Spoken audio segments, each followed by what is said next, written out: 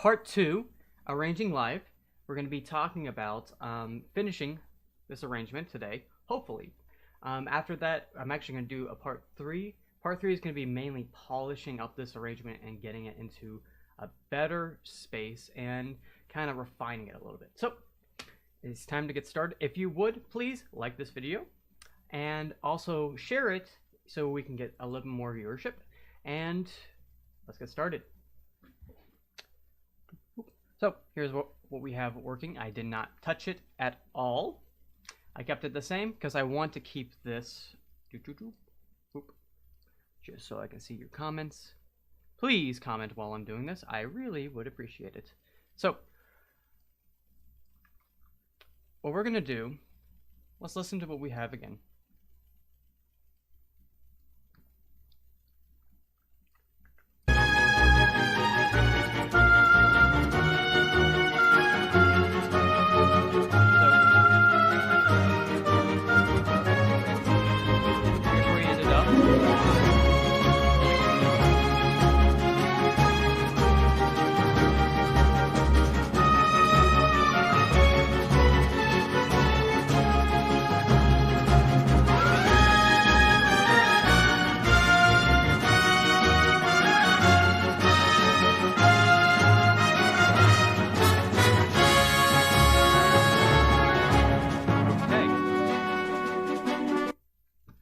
With this, if you couldn't tell, this is pretty much the exact same theme.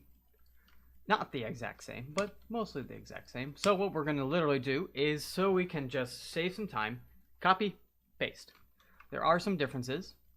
First, mainly with the melody. There are some harmony differences too, though. So, first, the difference. And from what I remember, I think these guys are flat, which time for some double flats. Yay. Boop, boop, boop. And for those of you who do not know this program, this is a program called Sibelius. It is the industry standard. That with Finale and with Dorgo, yes. And then it has a little different tag ending. So let's listen one more time. First, oops. Did I do the beginning? That's okay. There's ways to correct your mistakes, thankfully. Just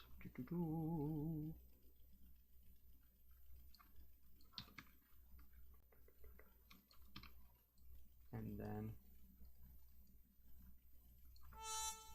thankfully it's an easy way to come back.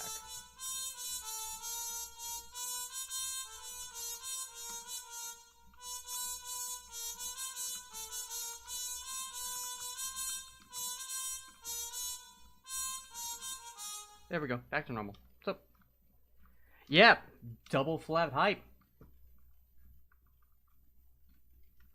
Nice, Aaron. Let's see. Let's check out the melody just to double check that.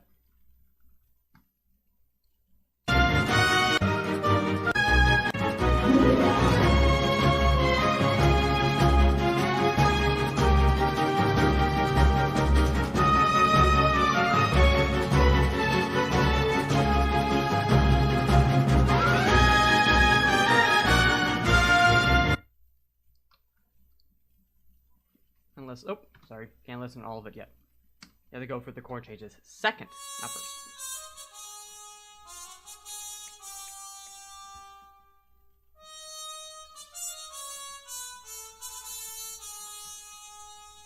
Good. So there's many changes that we have to make, like small changes we have to make to the inner voices from this. Let's double check from the bass line first.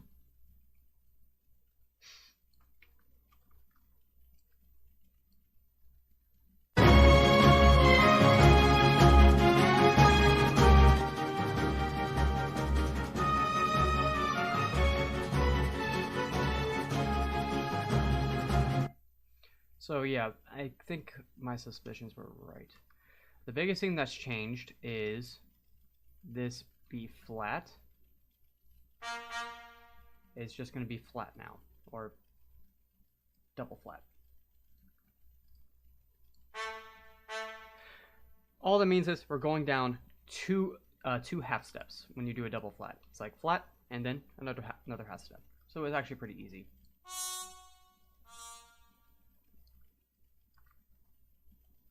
Oops, wrong place.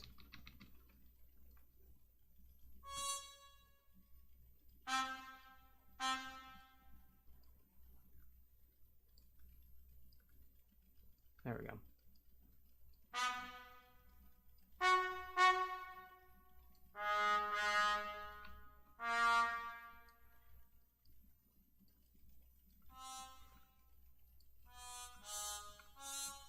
So let's just check this measure to be sure all those are right. It's okay.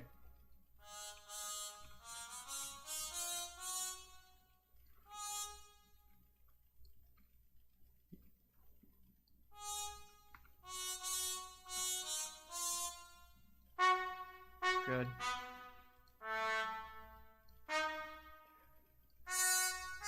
If you see what I'm doing, I'm basically walking up, making sure all the pitches are correct from bottom to top. And I'm basically looking to see if all the notes match up first. And then I change the notes from there. So, one more listen from that.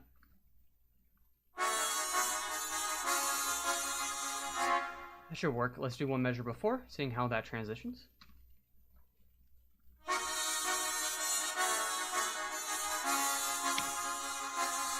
But it'll work for us right now. Again, right now we're not focusing on the small details. We're just trying to get something that works as a whole, and then we're going to work on transitions for part 3, like I said. So right now is mainly getting all these little things just to work right now, and then we're going to dive into how to make it sound even better.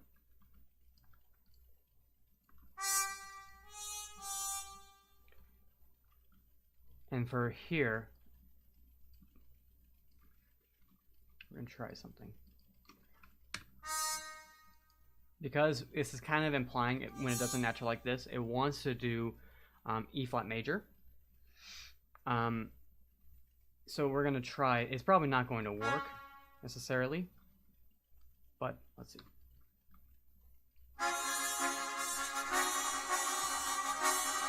See? Pretty gross. So that means we have to actually bump these guys up to E flat. Because of that stinky, nasty dissonance. And also because there's still G flats in there. Always check for your D flats. You don't want something that sounds gross.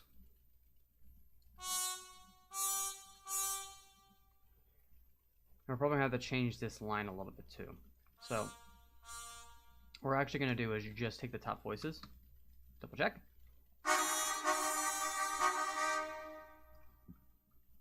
Something that's still not. There we go, found it.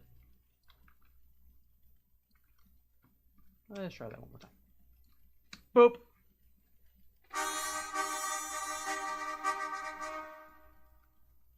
Something changed back. Nope. One more time. Let's do one measure before too.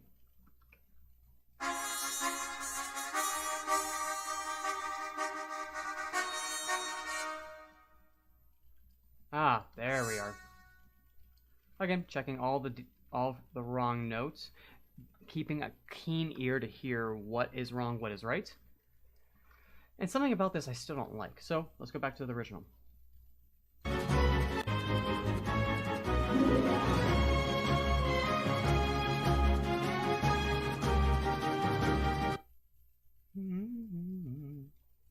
So we definitely have a B flat in there more. So that's where this guy comes in. Well, we might actually want to do it from the top octave. Let's try this.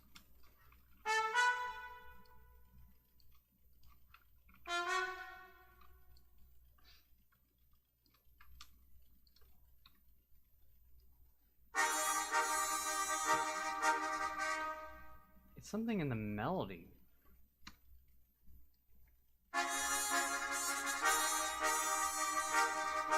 I think that's just how it's written. So, again, come back and make it a little bit smoother for the next run. But for right now, we're going to keep it as it is, and we're going to move on.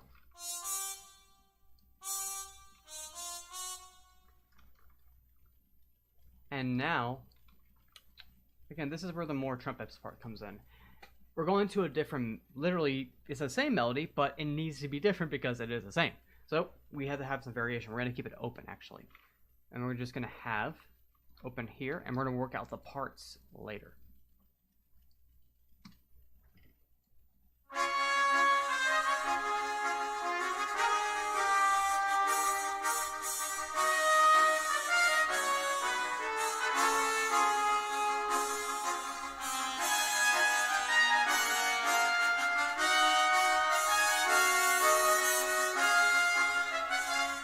Now the big part where it changes is right here. But again, we're going to come back, double check to be sure that we can be happy with this section. So let's listen to it, and we're going to mainly get from here to there, hearing differences.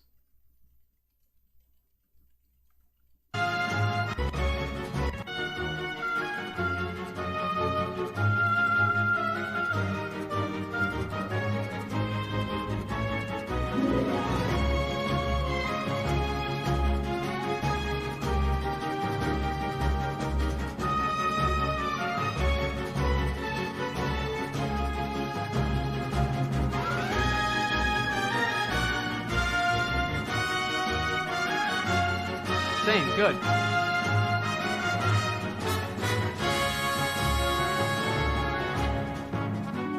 Alright, let's change the ending. Ooh! Jump. Okay. Dum ba da da dum bum bum bee bum bum bee. Dum. And then we have double flats again.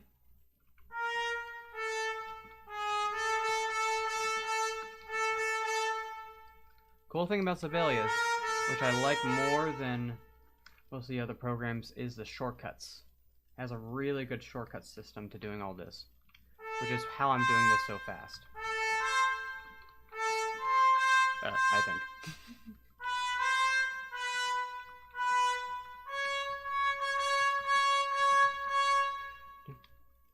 So basically what's happening for this last part, it's actually going to be pretty easy because it's just dum bum bum bee ba-da-dee bee ba-dee bee.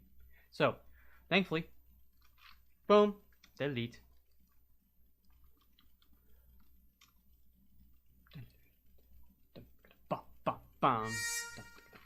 You could do an extra rhythm here, but really, it's going to be doing, which we're going to take a little bit of a peek. Mainly because I want to show you guys. Basically what's happening is it's doing these harmonies that we did over here. Jump, bum, bum, a lot faster. That's where we're taking it from, actually. So, bum, bum, bee. So, what I'm basically going to do is take first the bottom pitches. And this is another cheat code if you really want it. Go ahead and put the rhythm in all the voices.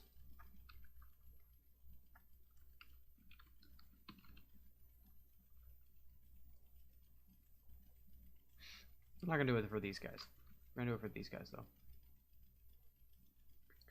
Making sure we got the right spot. Good. Boom. We're going to alter some things, don't worry. But this is, again, to just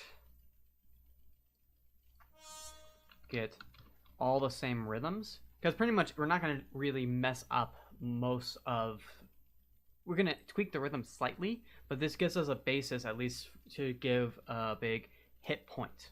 Okay, if you can't tell, I want to get to the next section. I like the next section a lot. Patience, young man. Oh, we need that in it. No. I don't want that in that voice. That's a mute. It can't be muted. Boop. Up. It copies exactly what you want for Sibelius. So if I have that little guy there, it'll actually add an extra one at that point. So, yep, that's what happened. So now we just fill the voices with the closest ones.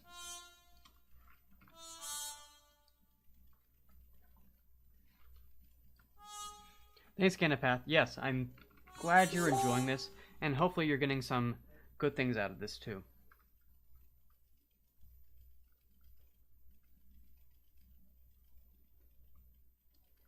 If you guys are free to comment and also give feedback, or if you want to even know some specific information, let me know. So we got that for that voice. Again, we're working with whatever the closest voice is. We're going to use that pitch to basically dictate the line. So for instance, yum bum bum. So if we have something that's close to that, we're actually gonna use that. Remember, it's actually the same note, even though it's A natural. B double flat is the exact same.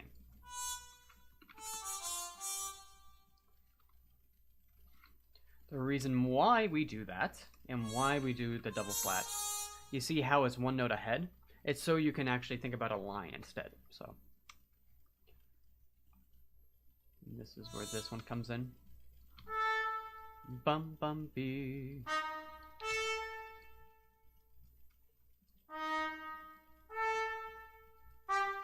Same one.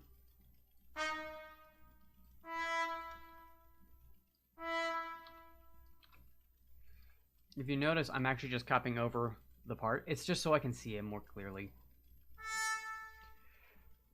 Some cases, no, you do not have to just go and... Oh, I want to do that one. Right now we only have really 2 voices, so we're going to have to go back and find another path. Because it's going to sound very hollow if I only do these 2. Sounds fine, but it needs one more, which I think I know what it is. But I want to show instead of tell. Yep. It's... We're basically going to go A, F sharp, and then we're going to go down to F.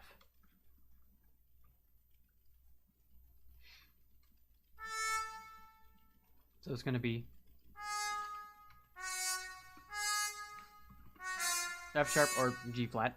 Same note in harmonic. That's what it's called.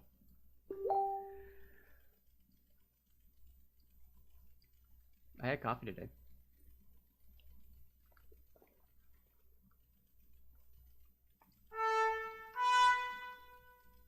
Making sure we have another one that's open. I think this is going to sound better, actually.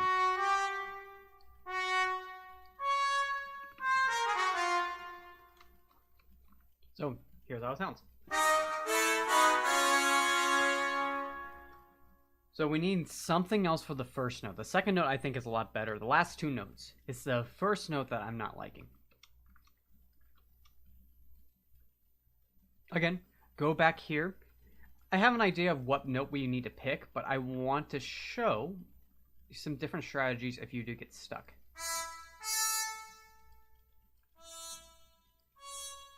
And you can see all the other pitches. It is mostly A and F flat, but there's also a D flat in there.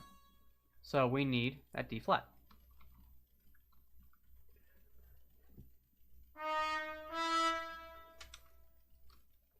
And this is going to be kind of weird.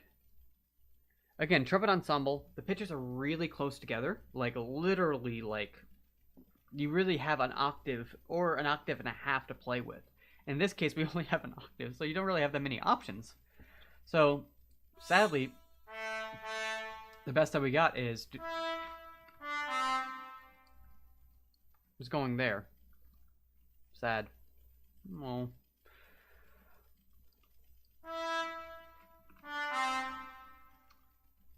This is actually one reason why people don't like writing for trumpet ensemble. You're restricted in a lot of cases. You're restricted to only like a few pitches instead of having a whole bunch to choose from and a whole range for like trombone ensemble, orchestra. So let's listen to it.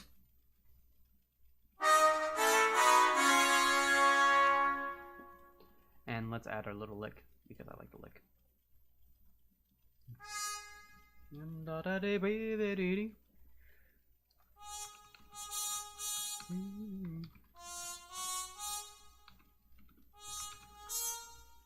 Back to that F. Oh, sorry, that B double flat.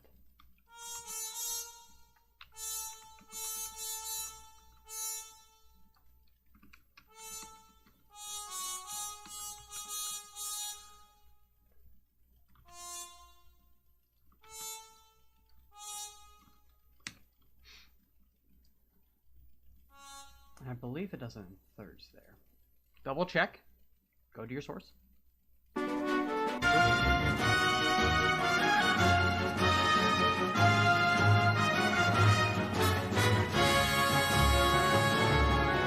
Oh no.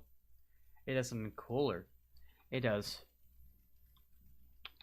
If you heard it. There's another voice. Another double flat. Ugh. Double flats aren't scary. Okay, they're a little scary.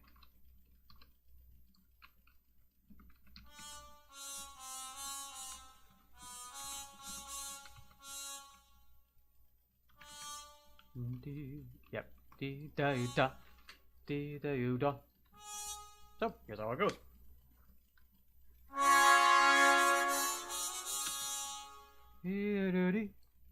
And it's going to be a little quick because it's going da da da da. It's a little weird. You need to tell I'm a teacher, or a trumpet teacher in particular.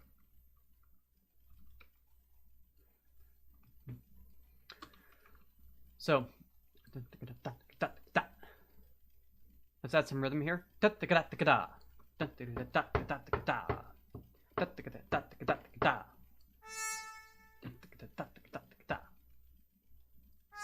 Yeah.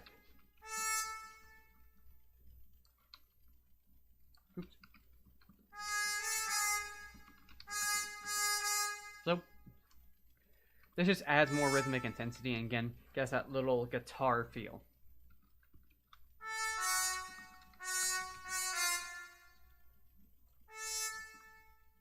Boom. And unleash. This should be enough for it to feel like it's driving forward and not stopping in its tracks.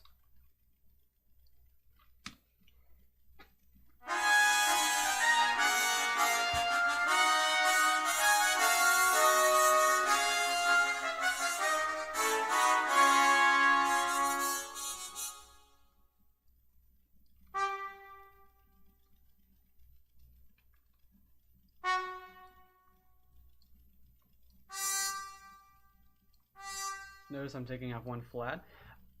The hardest thing about doing these arrangements, I don't think it's the rhythm, but at least for me, the hardest thing is finding the right harmonies. Once you figure out the harmonies, you get to have a lot of creative fun. But the harmonies in particular, there's always going to be like one little thing that's like, that needs to be better. Oh, that needs to be better. And getting those transitions and figuring out how to do that effectively. It's, to me, very tricky to find that type of stuff. And people like Jacob Collier has a really, really good ear, but it still takes practice to sit down and do this and take the time to just do it. So let's continue on. Let's hear that ending with that new change.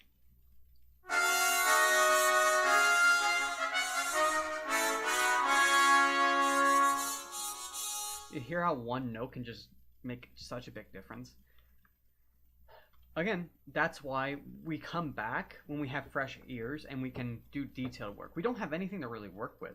And in some cases, I think changing some of this up can actually be beneficial. Very beneficial. I'm keeping it the way it is because I want to get to the end. So, here what we got from here.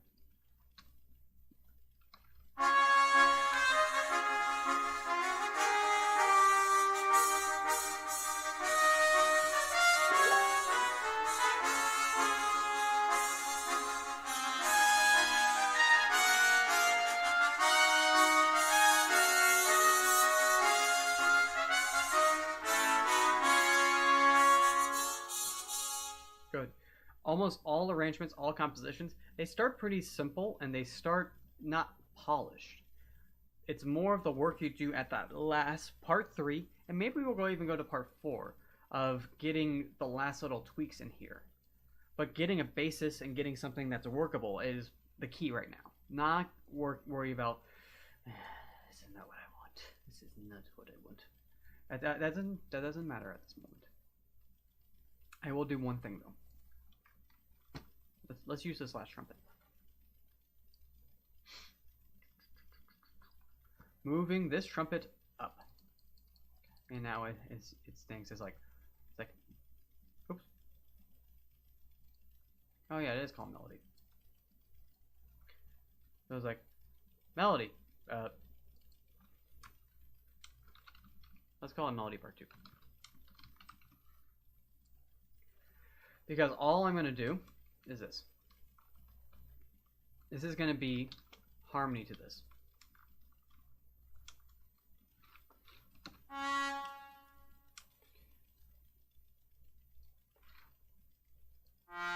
Trumpets can go this low. One way to get fullness in sound is actually doubling and playing things in octaves. I think this is going to be a little too wide, but let's go for it.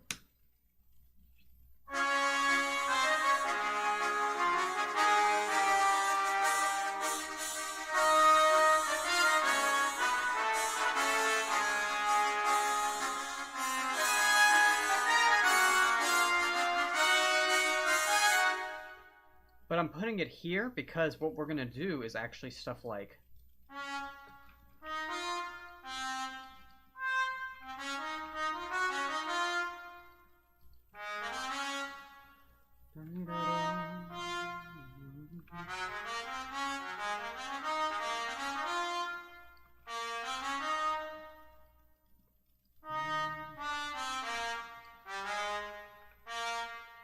basically making something where it sounds a little bit, not doing octaves, but actually adding it and creating a new line from that.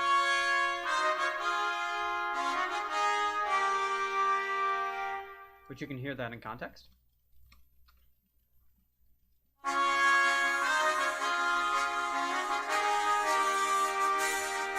That's a quick little thing. That's why I'm going to come back. That's going to be polish work. It's just showing I want to do it later. Again, the key right now is getting to the end. So let's hear what happens with this last transition.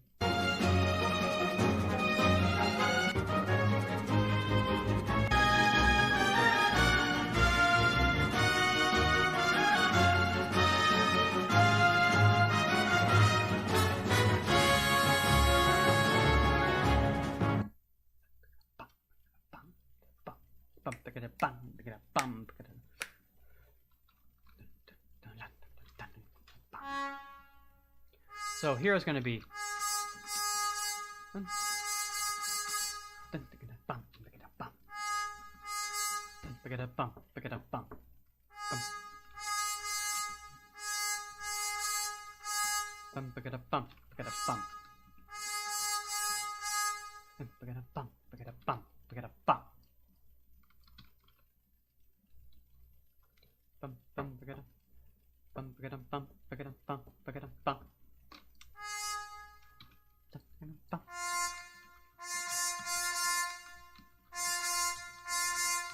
we could have done our copy paste trick, but sometimes it's good to write it out too.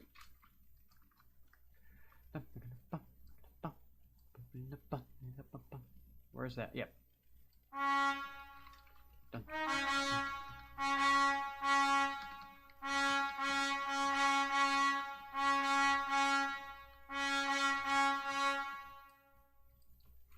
Let's hear how this sounds.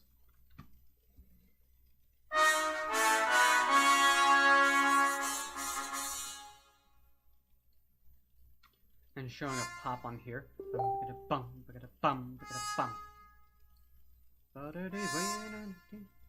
And really pop this out.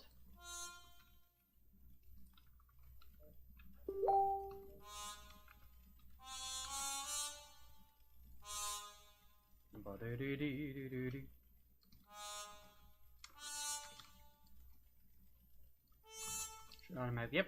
Yep, automatically goes right there. Sweet. Let's continue on. Kind of weird start. Let's start right here.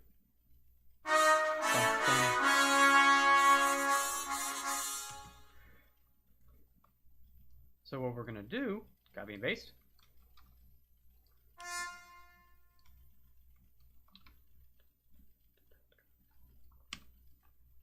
We're gonna add that for.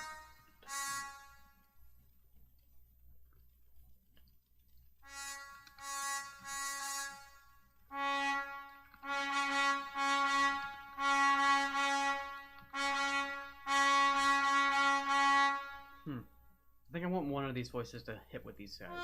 I want it to be da da da da da ba ba da.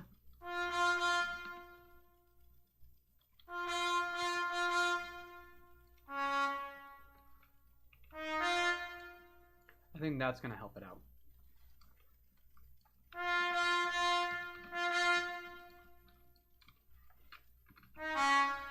Extending the long sustained notes. Melodies gets cut off early though.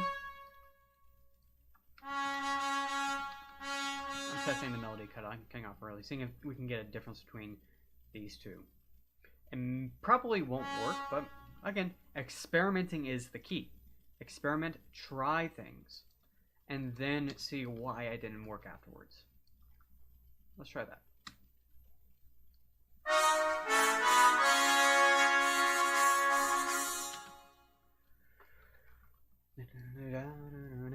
I feel like I want to go up because I like that almost. I think the harmony is again the problem.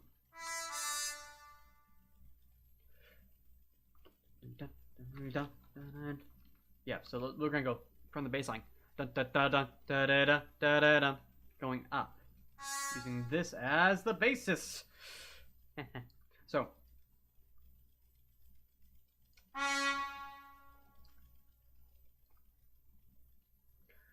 And we're gonna go up with to a G flat 2 as well. I'm gonna see if we can keep this right there.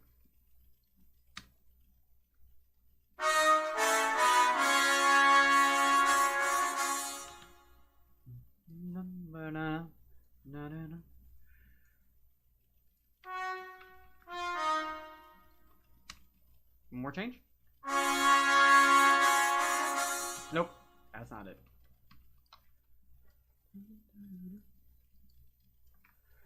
Again, polish. Reasons why we have other drafts. Let's move on to what I think is going to be my favorite part. No, not my favorite part yet. Ah, come on. Flugelhorn time! If you hear what's in the recording, it's totally a flugelhorn.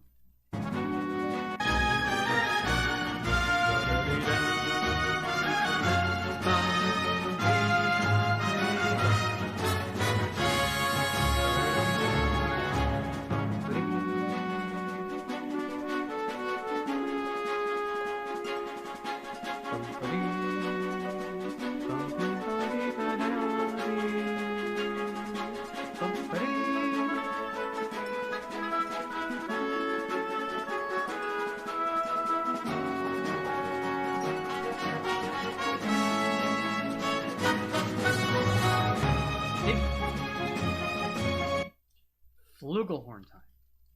My favorite time. Which is apparently flugelhorn time is 10:04. So, did I put it earlier? You can move this guy. 1, 2, 3. Bum buddy. And does this cool triplet part.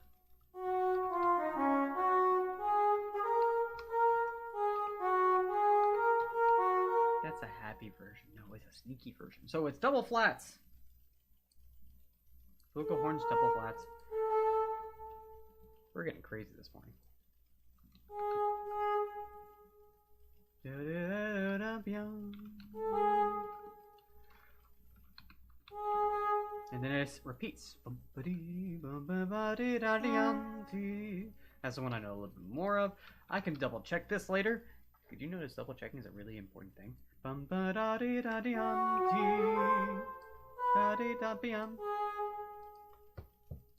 got a little double flat action again.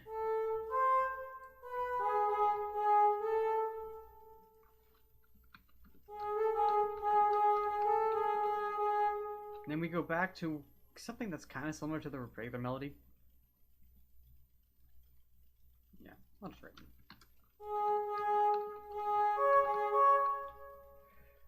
Here's where I gotta do another little pitch check for me.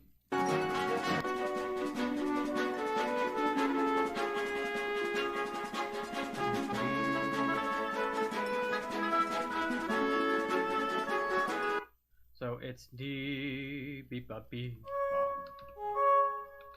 1, 2, 3.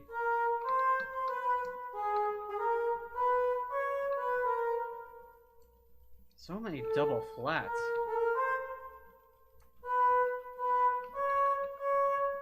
The musicians must not have been happy when they saw this.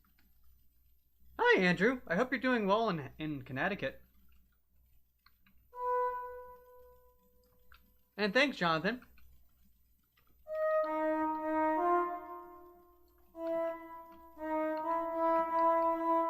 Technically, at this point, it does change to A major, so you can do this. What I was doing before.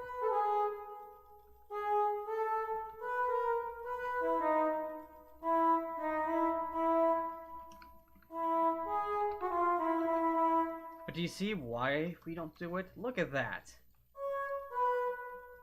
That seems farther apart than it actually is. So what we need to do is to prepare it. There's going to be some awkward transitions somewhere in here. And at least this is like, well, I see what he's doing. At least he's transitioning and changing pitch. So, take your poison. You want double flats, or do you want a kind of weird transition? Cool. Let's continue on. Ba-ba-dee. Oops. There we go.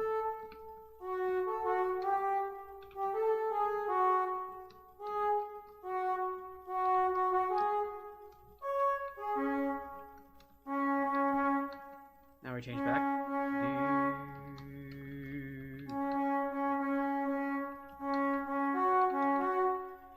1, 2, 3, 4. Bum. Goes back to the same rhythm. That's the beginning of this. Let's check it. And this is where the trumpet comes back in.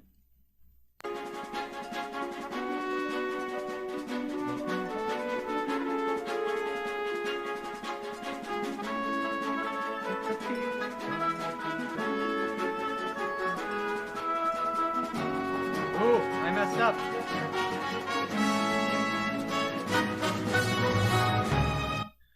I know you're seeing it go like whoo, way back at the beginning. If you know what that basically, if I press spacebar by accident, it goes back to where it should start the playing. But this is wrong. Ding dun dun dun dun dun dun dun.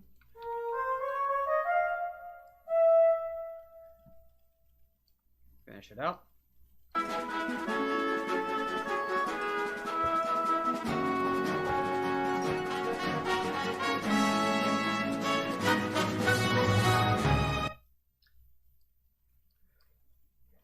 Bambi.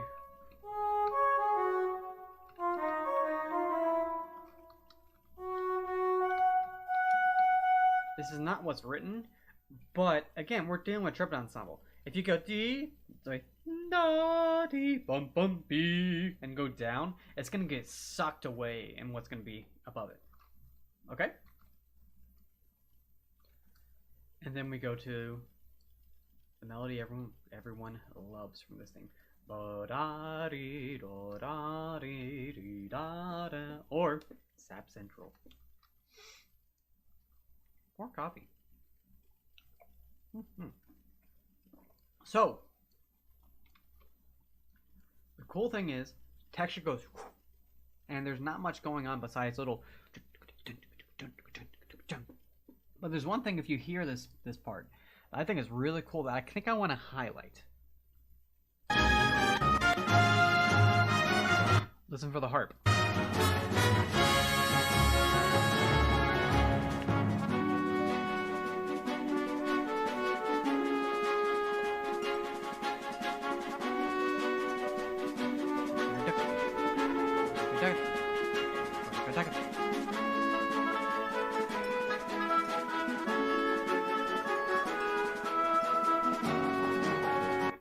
So, let's get at least a little pattern.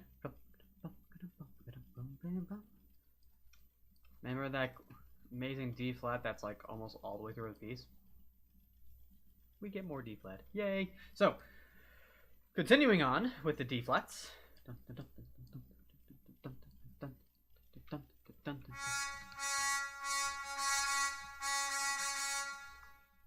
But we're going to add it in a different voice because we've heard this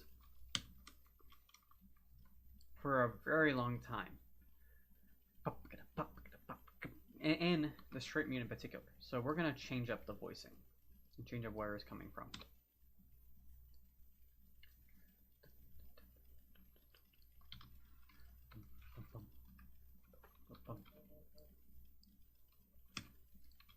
First we're going to do this and then we're going to see what we're going to do with the rhythm.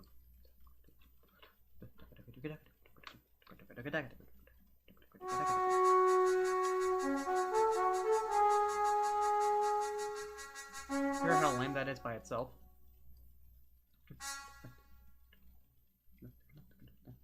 And it's the same voice, so we need to do...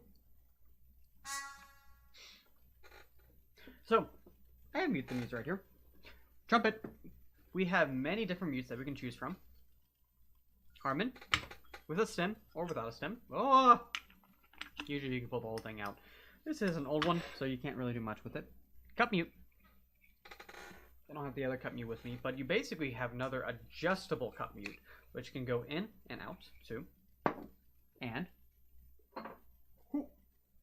straight mute.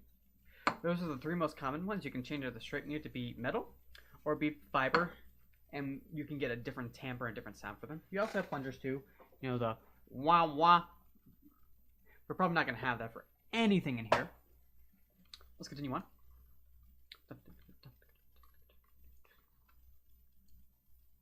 Funny enough, I think the way to go would be actually, let's go up an octave.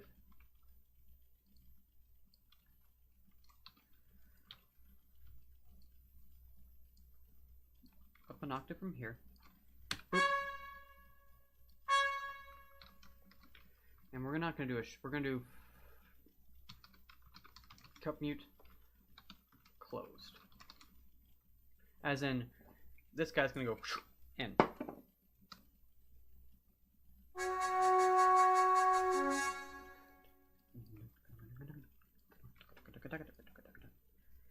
So you can change stuff from what you hear from the original, and that's actually a good thing.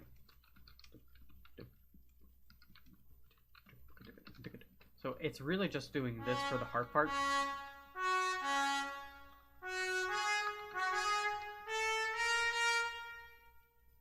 Silly double flats.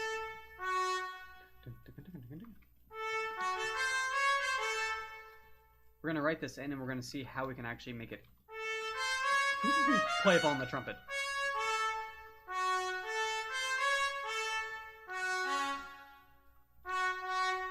This is what the actual lick is. It's good to see, even though you're like, I can't play that. Actually seeing what's in front of you and then manipulating from there.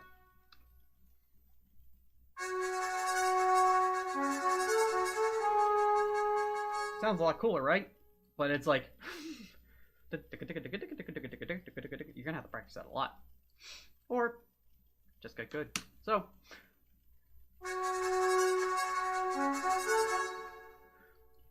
There's tricks for trumpet.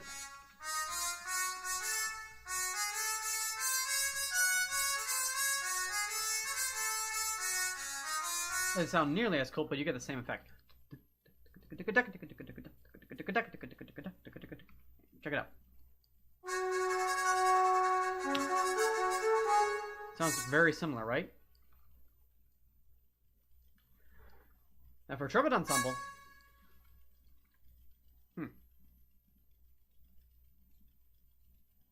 Yeah, we want something different here. Let's not do.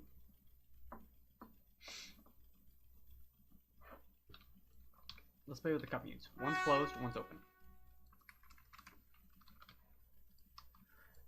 It's gonna be a cup mute central. I can already tell. As always.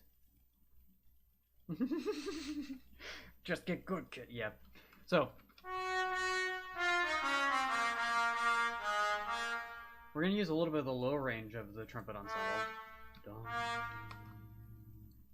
We're going to add some chords here.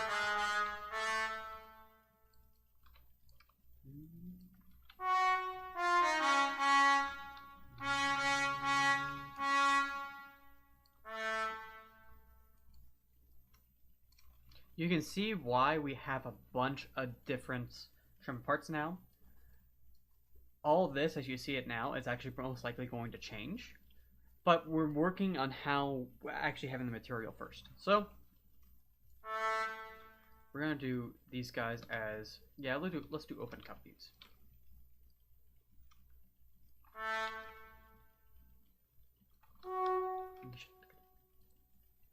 Oops. Somebody needs more coffee. I'm probably an addict at this point. But I think that's not a surprise to anybody who is watching this.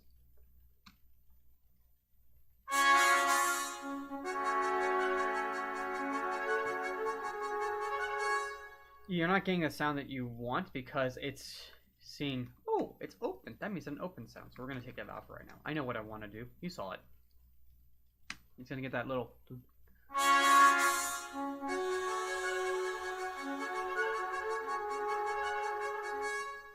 Let's copy paste that. Take away the dynamic. Take away that.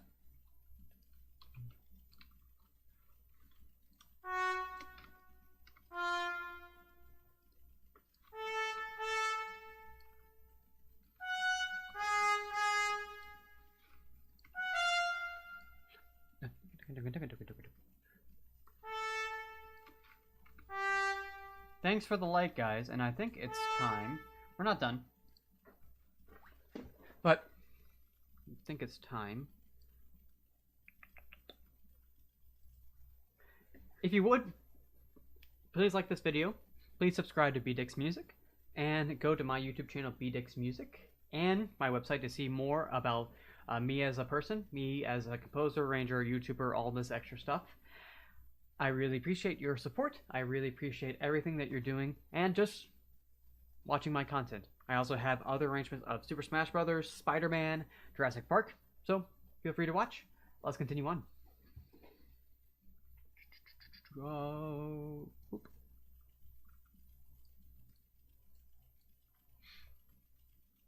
So,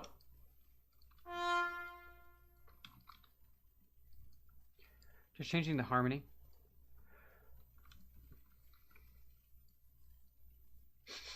Yep, I want to do that. You know, you never know all the weird mannerisms that you do until you're on camera. And you're like, man, that is kind of weird.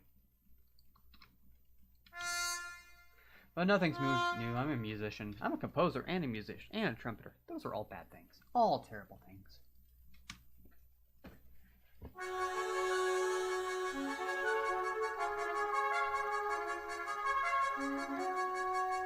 See? Pretty cool lick, right?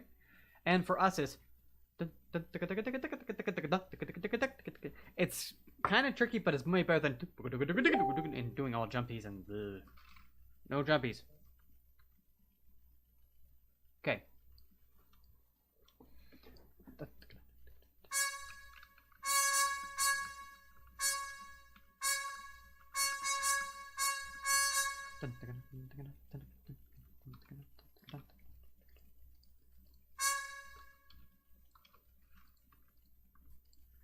when you copy and paste, it copy pastes everything, so you have to delete it so it looks nicer, blah, blah, blah, blah, quote or stuff. Continue on.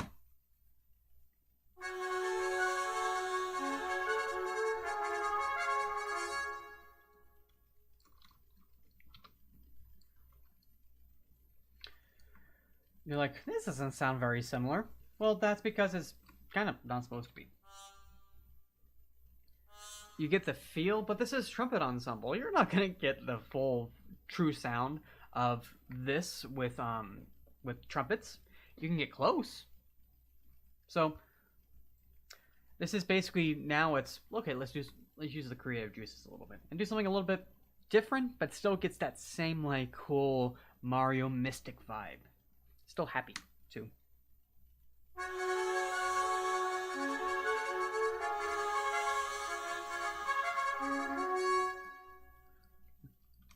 And guess what? It repeats. Why do you think I spent so much time doing this? Because it's like we're starting to get the vibe. We're starting to get the new section and see if we can get it in a really new and unique place that is different for a trumpet ensemble.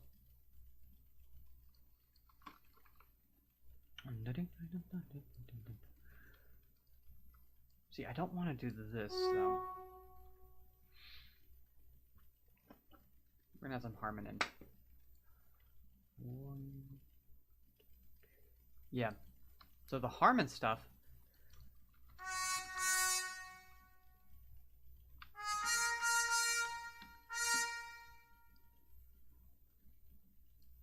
We're getting a lot of D flats, but I think that's okay for the context.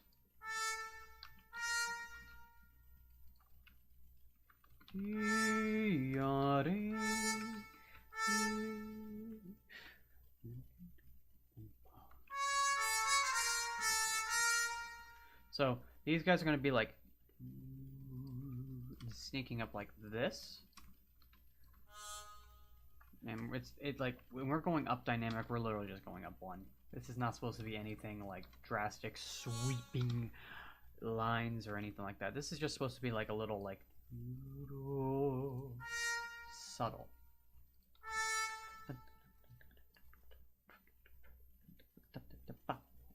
And then, yeah. I know I'm all over the place. I have many ideas. I just want to get them out.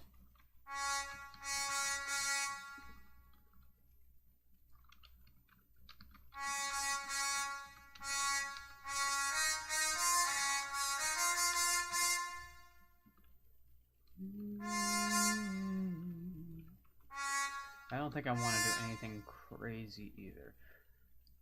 This is what I was talking about before. I'm actually going to do the opposite for this area. Of going because it actually brings out that Harmon sound, and then bringing that cut mute as a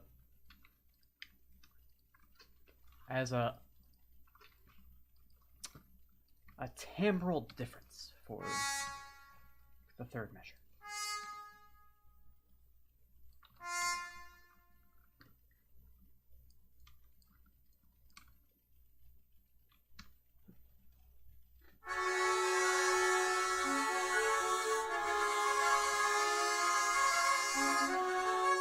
It sounds a little bit loud. This is a computer. When composition teachers talk about you shouldn't trust the computer, this is what they're talking about. A trumpet can play softer. The flugelhorn obviously is going to be louder, and it'll be the prominent voice. It's not going to be the primary thing that pops out. All this, I mean, probably the one that's going to be most prominent is this. You can easily make this more like soft when you do the recording. Right now, I'm not really worried about that. It sounds a little thick is what I'm saying. So I'm going to put that as forte so everyone can hear it. But when we go to the change, thankfully we actually can alter some stuff and take some things out. Let's listen to it.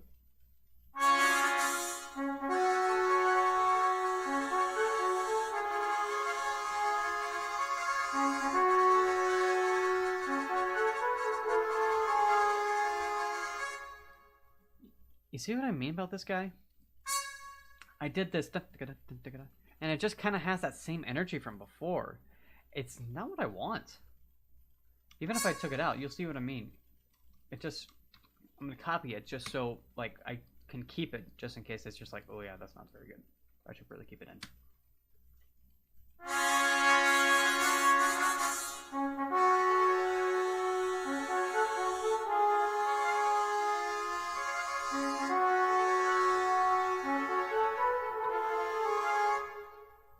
Like, this is more boring, but I think it fits better with this. Maybe we should go down an octave. But I don't want that driving force. So, let's keep it up. Keep it soft.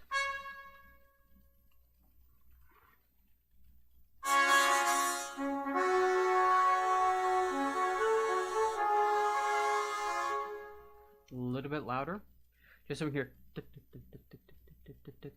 that super soft and light articulation to kind of keep that momentum forward and at least get this idea a little bit more in there. You've heard that so much that you don't really need it. Transition time. Boom, here.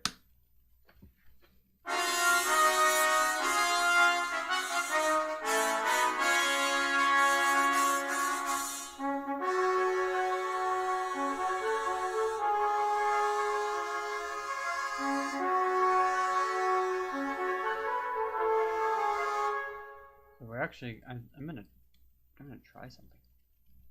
Is it gonna work?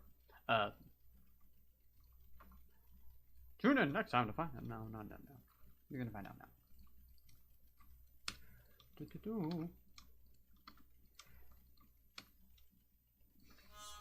If you guys were here last session, which you can see that full live stream too, if you would like. Remember how I said the bottom voice going down kind of makes it feel more weighted? And I think that's kind of what's happening here. So we're actually going to bring these guys up an octave. Keep this guy as a low one. And also we need to do this.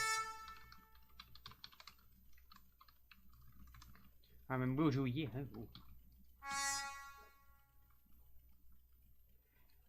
hope you guys know I have 3 degrees, so I'm kind of intelligent.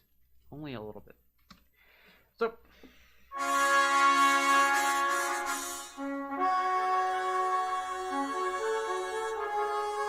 That's it.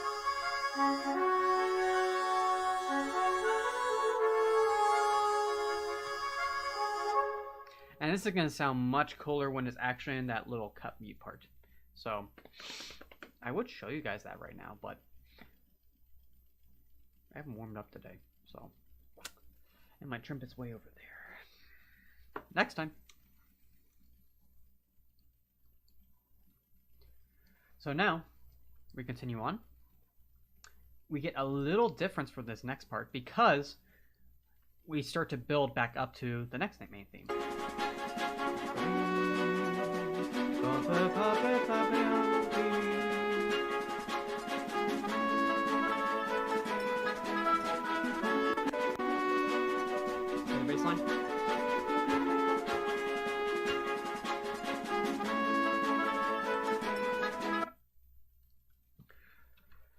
If you heard that it actually has this part again, the reason why I'm not adding it in, we've heard that so many times, we don't need to hear that again. And there's so much that we can do. We don't need to have the maybe one guy does that. Just to keep it alive. Keep it fresh. I'm only adding it in. You'll see what I mean when we get to the polish time for next bit. And or one after, because it is almost an hour. And it looks like we pretty much will... We did get a good bit for this first half, but we didn't really get to where I wanted to go with this part here. The fun of explaining what you're doing instead of just doing it. It's good. It's a good teaching tool. So, these little sweeping little things are going to go away for a minute, because now we have another counter melody, but I'm also going to I'm gonna add this in right now. The bass line.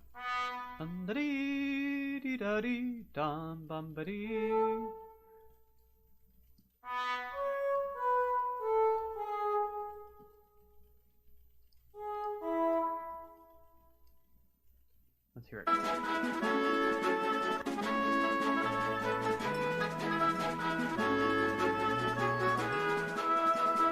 That's easy. It's the same.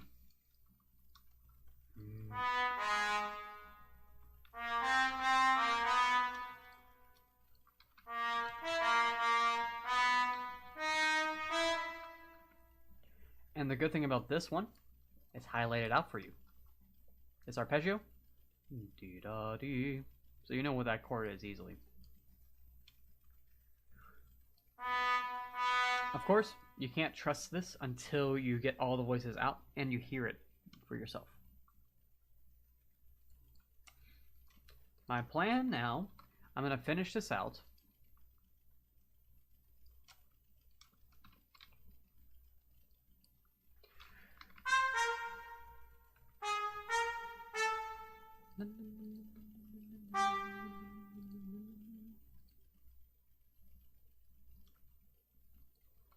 And once I finish going to this double bar, we'll listen to what we have, and then we'll be done.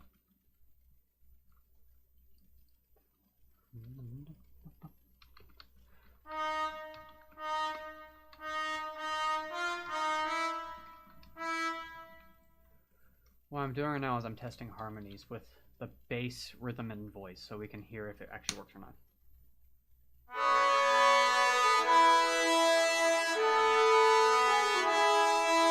Too happy.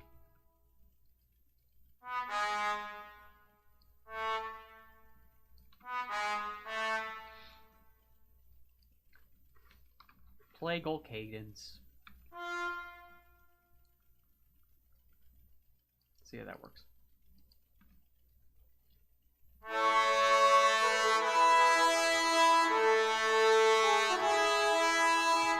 Much better. I had two options. I picked one because it seemed like this was a big motion, which it is for Play Gold 2, but I'm like, let me test out to see if it is. Sorry, to see if it is a 7th. So, it wasn't. It's Play Gold. Which means this is actually pretty much easier. And we heard this funny business for a while now. So we're gonna try to change it up a little bit. Get a little inspiration from the hard part, because it does change a little bit.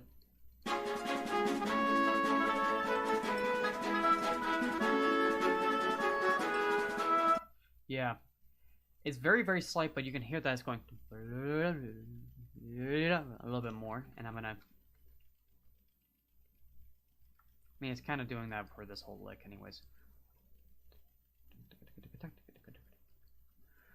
Something about it seems a little bit more, less like this, and more like just really, really clear.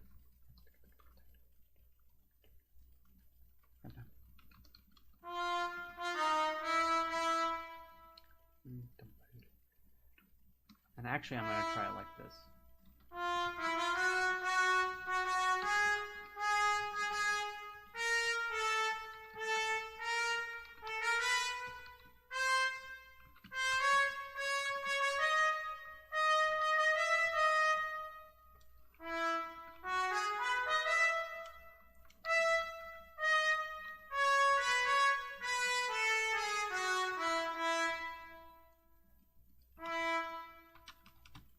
You'll see why I'm doing this. It's changing it up just slightly so it gets a little bit of a different feel. It may work, it may not.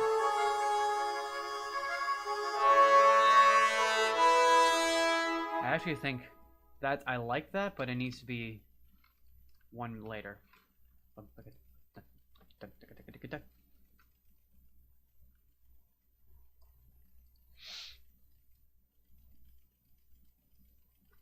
that's going to be this voice.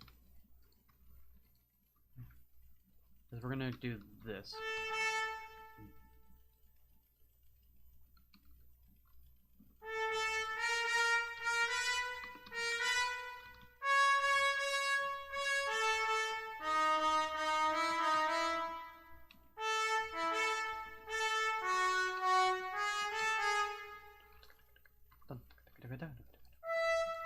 and still double tongued.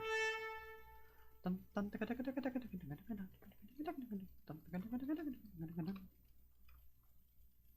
we're gonna bring it down because it feels like it's going like, and making the line go that way too will make it a lot better.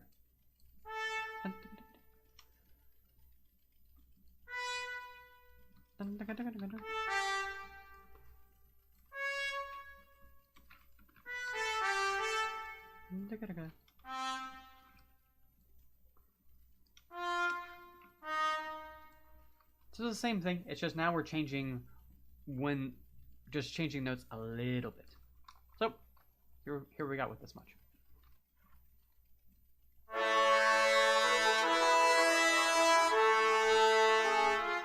One note makes such a big difference.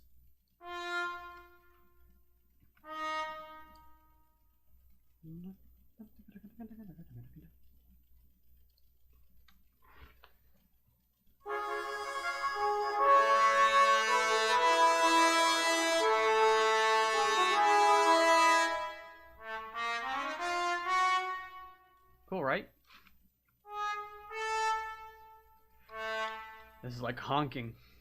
So we're gonna calm that down. So now we are doing 2 measures for these guys. And we're gonna do a little variation too. Let's start up with these voices.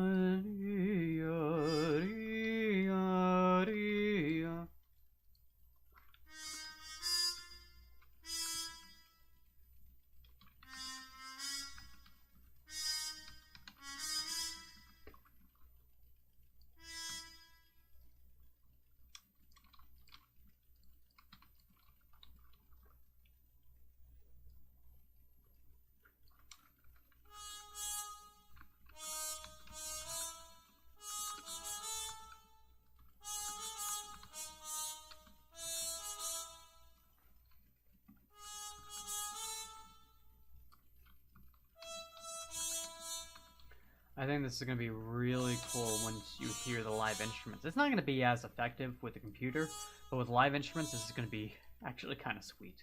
Either that or it's going to be super lame. We will test it out live. So it's going to go like this.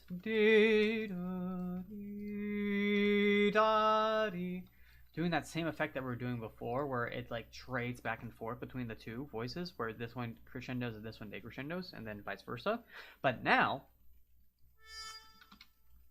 we're gonna do it in 2 measures. So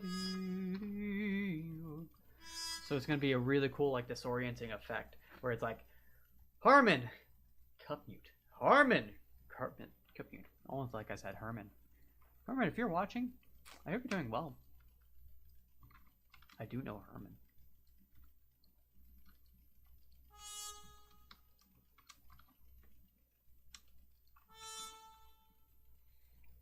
One of the things I specialize in and love to do as a composer and trumpeter is... Oh, sorry, got a comment. When you arrange first composing an original, do you follow the same process?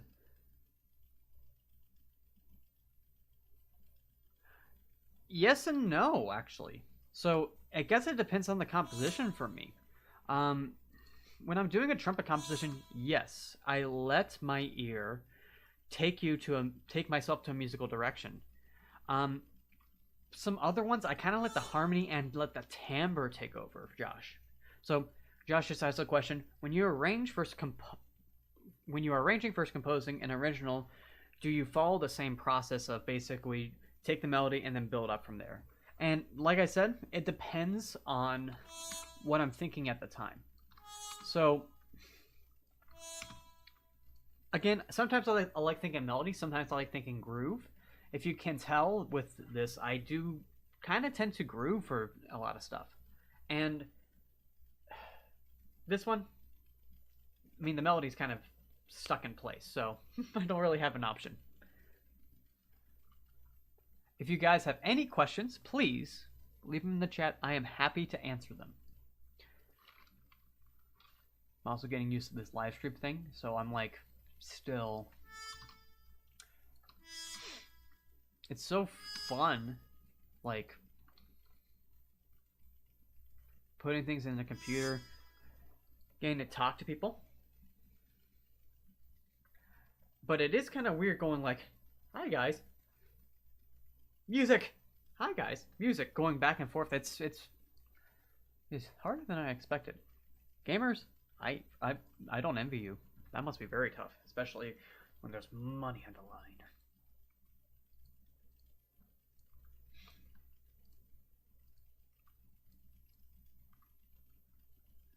For the people who know me and have seen me in class, they probably are thinking, wow, he's more animated than I thought he would be. So, let's hear.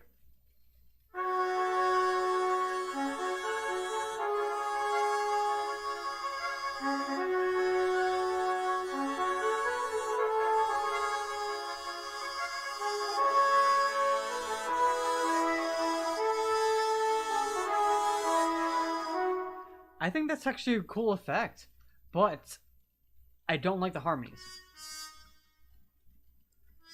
Again, you hear how important harmony is when you have one, like, where you thought would be like, oh, that's gonna be such a cool note, and then it, like, or that's a cool effect, and then you try it and it's like,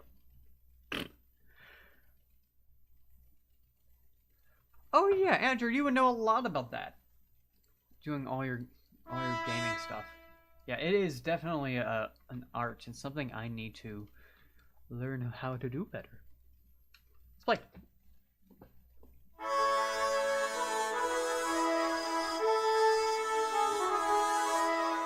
I kind of want to get this effect over here because I like it. I like that. And it doesn't really hit the mark for me at this point.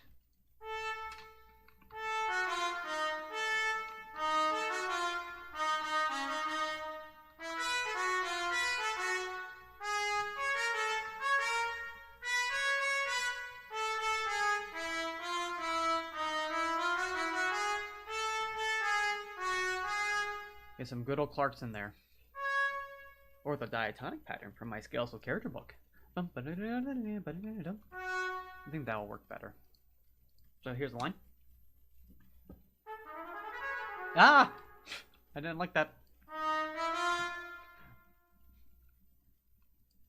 Cool. It's cool. Just doesn't fit this. Let's try that.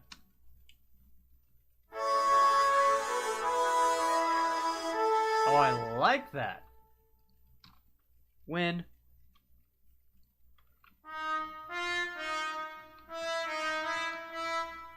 I usually don't like doing double ones, but again, when we were talking about this little thing and doing the transition over, it's important to have some note being that transition point. And I'm gonna play this on C trumpet and going. I think that might work, actually. It's a little weird. We're going. And I'll just. I have to work that out with the trumpet. So. Next time. Polish work! Polishing. Boop, boop, boop, boop, boop, boop. More ideas. Let's continue on.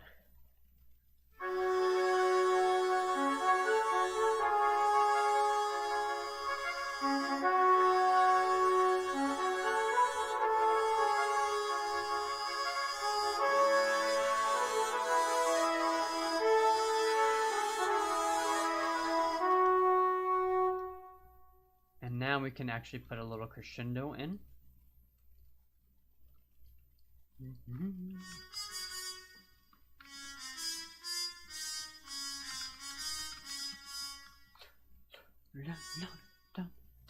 So we're actually going to play into this rhythm idea. And because, if you can tell, the harmony's not as interesting here. It's more about the majestic melody on top and getting back to here. So we need to ramp it back up. So going shun shun shun shun. but doing it with the harmony might be a solution to get back. I was thinking about this the whole time. I like thinking multiple things at once, not just like in this moment, but how am I gonna lead up to the awesome melody? How am I gonna lead up to that? Because it's, in my mind, it's what makes this really awesome. And this is gonna be unison rhythm for sure. So literally, boop. We're gonna change the harmony later. You know that. You already know that. I feel like the more time goes on, the sillier I'm getting on this live stream. It's like life. That was really dumb. Sorry. Let's see. I need...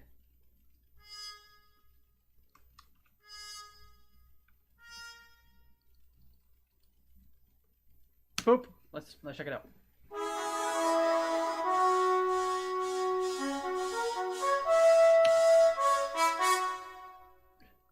You see how it's gonna work? Like changing this back over, and we're actually gonna ramp this rhythm up a lot.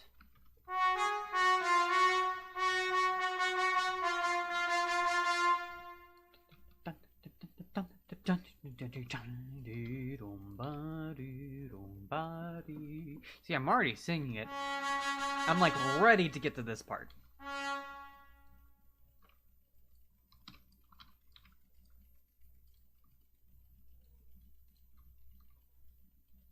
think I'm gonna keep this like it was before, though. Not beep up. That's lame. Bop bop bop bop. And then I have to check that one. It might be C sharp minor and or D flat minor.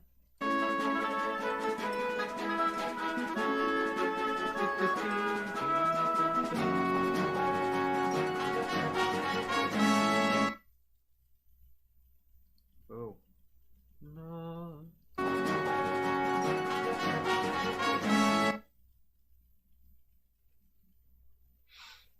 That's a fun harmony.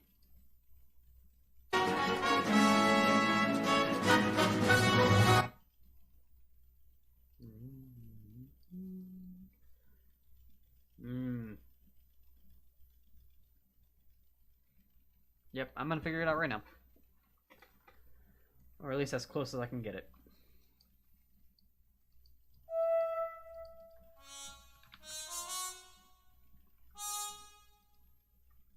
And again, trying stuff out. We're gonna try first.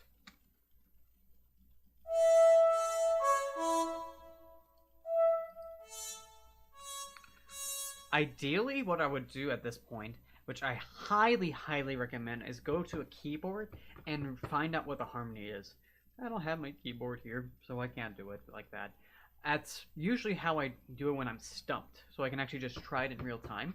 But no keyboard, so we're gonna do the same thing but with Sibelius. So I don't think it's this D flat. I mean, it kind of works, but it doesn't have that same like crunch, if you know what I mean. I'm gonna try something crazy. I don't think it's it though.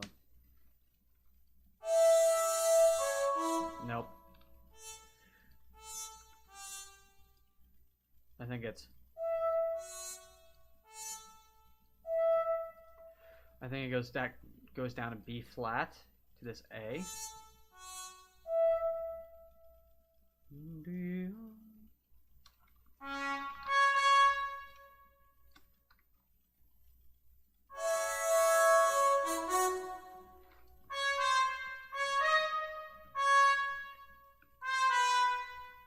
Probably not it, but let's try it out. Nope, it doesn't have that same vibe. Something just doesn't click with me with that D flat. Transition.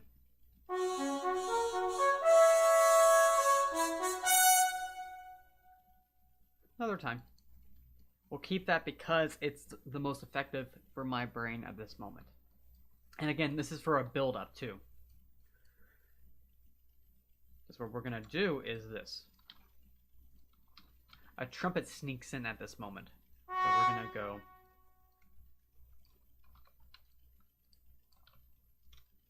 Get that D flat at the bottom.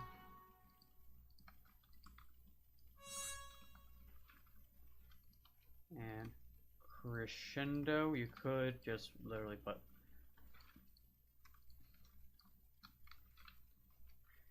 For crescendos, I usually like to just do it for 2 measures, mainly because it looks nicer on the page than having a 3-measure long crescendo. And then if you really want to, which I'm not going to do right now because it's just the aesthetic thing, you could put this to show that it's that case, and then literally do it for 1 measure.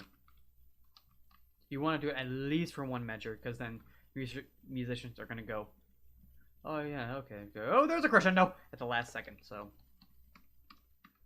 you get a double reminder. But for right now, we're just going to do it like that. So, going to be unison chord, but I think this is going to work better. You need to make sure this goes to there. Yeah, and that should work.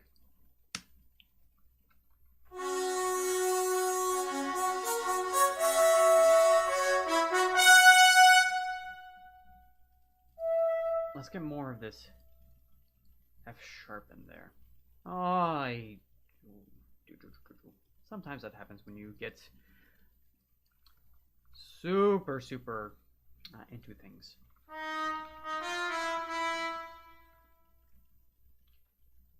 Ah.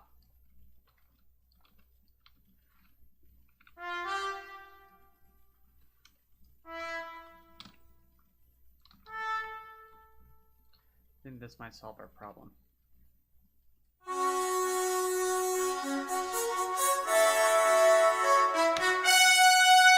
Much better! So, having that lower F flat actually really helped that. Boom.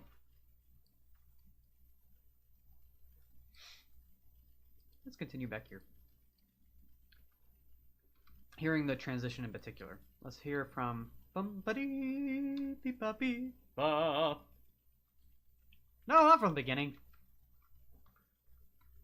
Sibelius, you're not doing what I want. Did you know I'm from Georgia?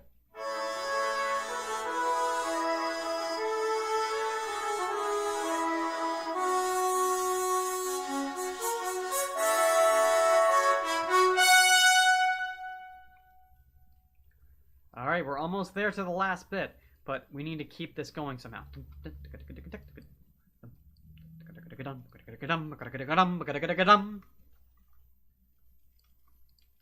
Move these guys up.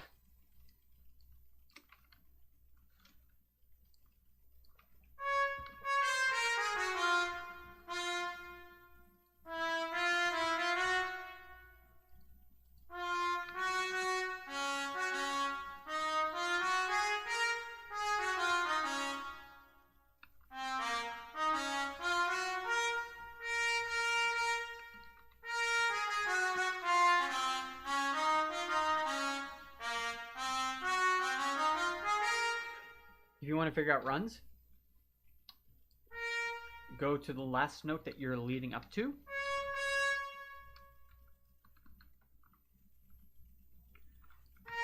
So you want to go basically enhancing that, enhancing what you hear here, and moving up to this note. We're basically moving up like that arpeggio. So D, D, da, D, D, and then we add the notes in. Oops.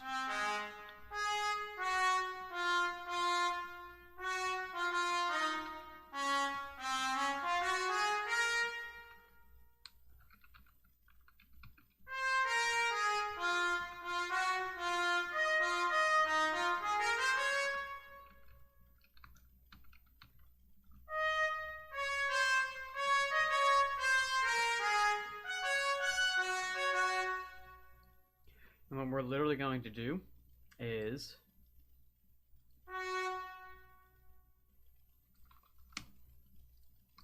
boom.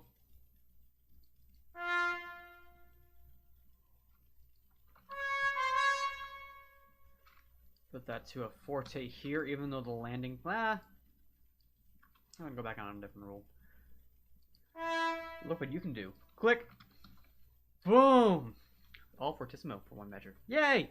So, moving on. We're going to crescendo this, starting here again.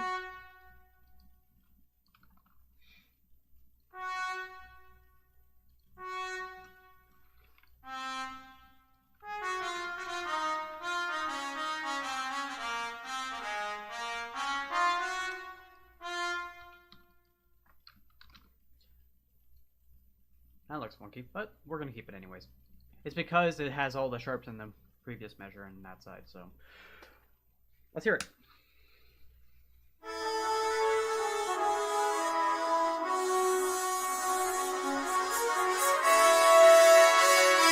Cool effect, right?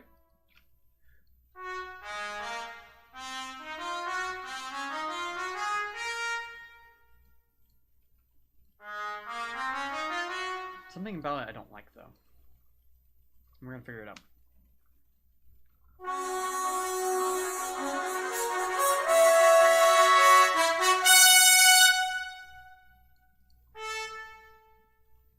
I think this will be better once we have the full lead up and we have a little bit more context from before. So, trying again.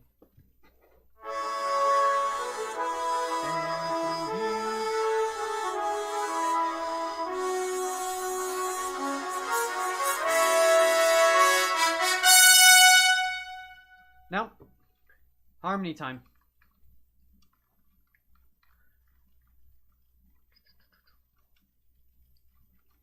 Boop, boop, right here.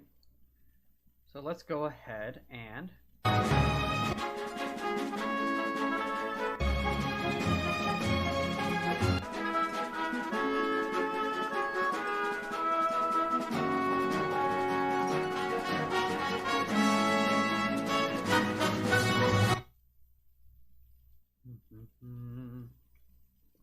so we're basically trying to highlight a B chord right here.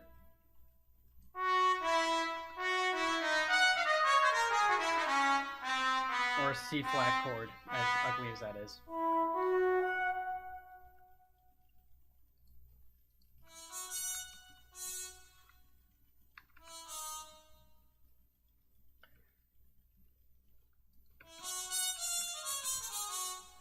And this is basically just to get it correct. Because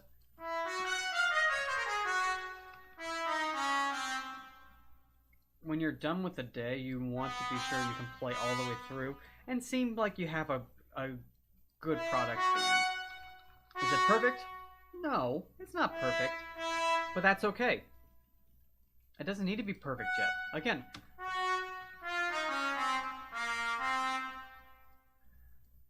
it's about getting getting something that's complete and then altering and fixing from there.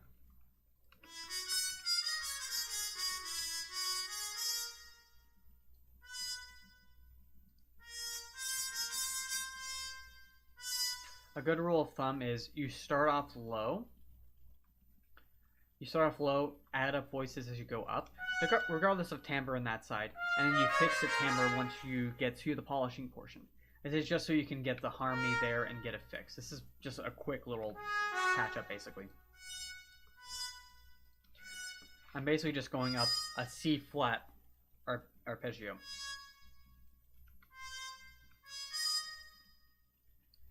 For the last note in particular.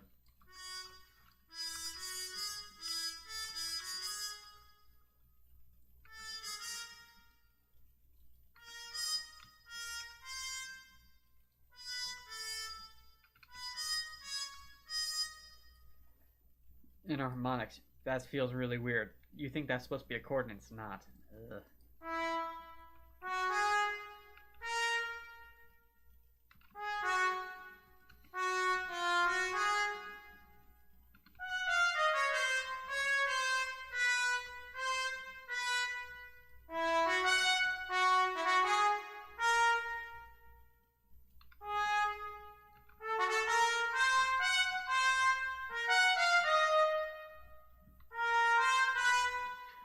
Probably won't work. Well, let's check it out.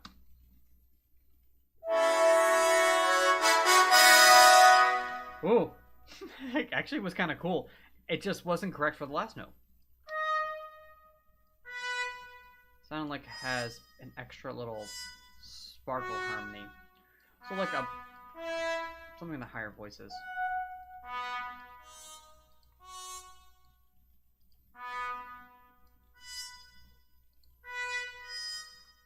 That's supposed to work. Check it out one more time.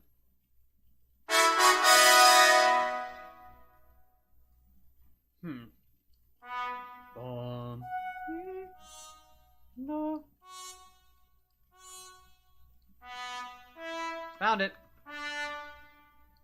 One note. One note can make such a big difference. Crazy, right?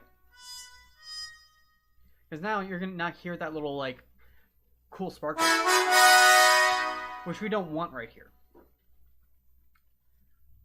So sad.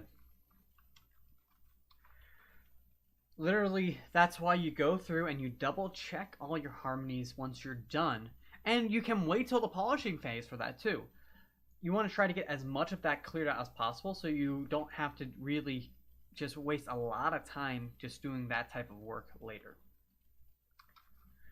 So this is a big point, and then it goes ba-da-dee-dee-da-dee, so on and so on after that. So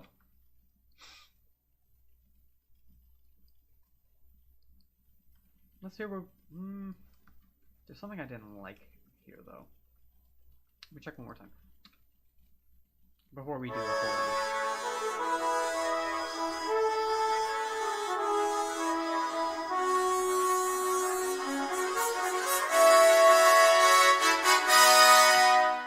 Nice.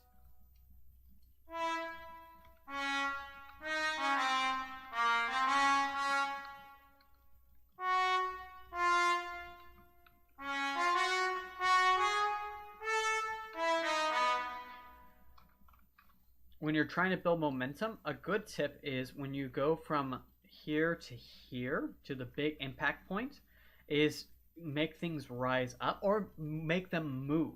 So it's not just stagnant.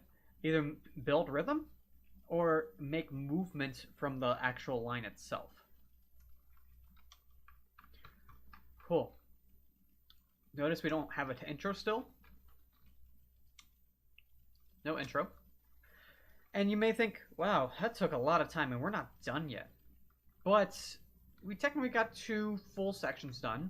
One was a copy and paste in some cases, but getting, again, the harmony is so big that you have to address that right now. And we'll talk about what we're going to be doing for the first 2, which I think is actually the most important part.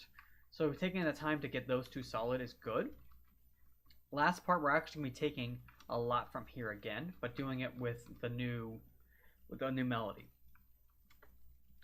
So what we have left now is we have this last little stanza, which I'll go ahead and play it.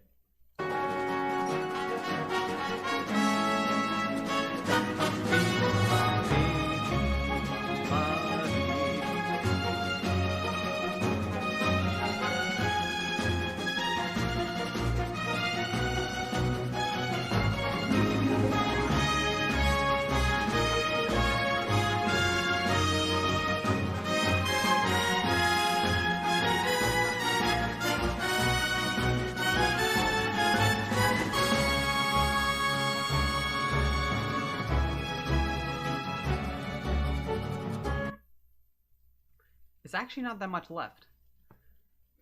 What I'm going to do for the finale, let's end right here. We're at 1 hour and 34 minutes. And I think it's going to be good to hear everything that we have left. This gives us enough material for the last, well, might go for 4 parts now. You never know how long an arrangement is going to take until you do one. So let's hear what we got for our finale from the beginning.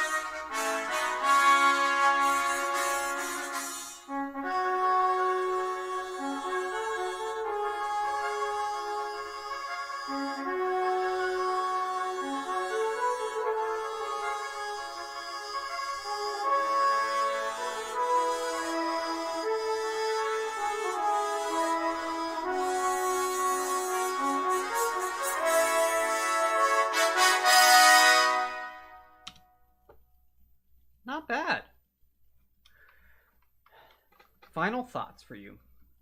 Remember how I said I over-orchestrated this first part? What I'm probably going to do, and you're going to see this for the second part, is once we finish the ending, because we got to get to the end before we can do all this extra fun stuff. But we're probably going to pare this back, so then when we get to this restatement, it actually is fuller and sounds more like what it is in the beginning, which I think is very full and very awesome. But so when we get to the second time, it actually feels like we're in a much better spot, much fuller spot, because it sounds like right now it's like full and then kind of goes back a little bit. Awesome. Again, thank you so much for watching. That was Arranging Live, doing Super Mario Galaxy music. So tune in next Saturday to see part 3. We'll see if we'll go for part 3 and part 4 for the next little bit. So I'll see you guys next time. Thanks for watching, and be sure to like this video, subscribe to BDix Music, and to see more stuff like this, follow me on Facebook and Instagram too. So have a great day. Now I have to click the off button.